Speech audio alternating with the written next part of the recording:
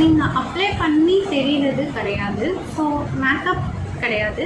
பியூட்டின்றது உங்கள் skin texture, உங்கள் skin glow ஃபேஸில் எப்படி ரிஃப்ளெக்ட் ஆகுது, நேச்சுரலாக நீங்கள் எவ்வளோ க்ளோவாக இருக்கீங்க அப்படின்றது தான் ரொம்ப ரொம்ப இம்பார்ட்டண்ட். ஸோ ஸ்கின் ஹெல்த் கேருன்றது ரொம்ப ரொம்ப இம்பார்ட்டண்ட். அது எக்ஸ்டர்னலாக மேக்கப் போட்டு தெரியணுன்றது கிடையாது. உங்களோட ஸ்கின் நேச்சுரலாகவே வந்து க்ளோவாக தெரியணும். ஸோ நேச்சுரலாக க்ளோவாக தெரியறதுக்கு நான் என்ன பண்ணணும் அப்படின்னு பார்த்தீங்கன்னா, நிறைய ஃப்ரூட்ஸ் எடுத்துக்கணும். நீங்கள் வந்துட்டு உங்களோட ஃபுட்ஸில் வந்து கண்டிப்பாக ஃப்ரூட்ஸை வந்து சப்ஸ்டியூட் பண்ணணும்.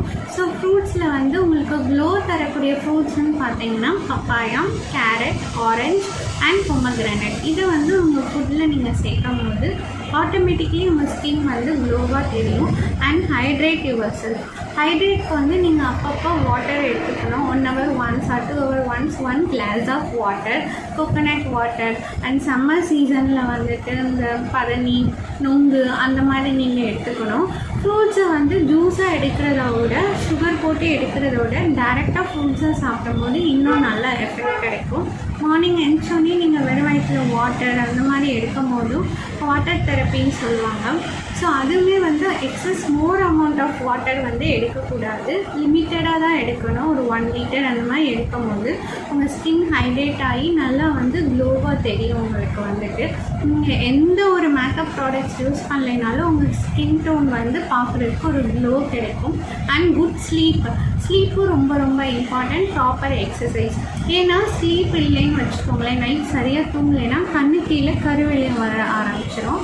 அதுக்கப்புறம் வந்து ஹார்மோனல் சேஞ்சஸ். நீங்கள் சரியாக எக்ஸசைஸ் பண்ணல, இல்லை செடன்டரி லைஃப் ஸ்டைல், இல்லை நிறைய ஜங்க் ஃபுட் சாப்பிட்டீங்கன்னா லிவர் வந்து மெட்டபாலிசம் மாறும்போது உங்கள் ஸ்கின் வந்து ட்ரை ஆகலாம், இல்லை இச்சிங் ஏற்படலாம், வறண்ட சர்ப்பமாக மாறும். அண்ட் ஹார்மோனல் சேஞ்சஸ்னால வந்து சில இடத்துல வந்து கருப்படிக்கும்.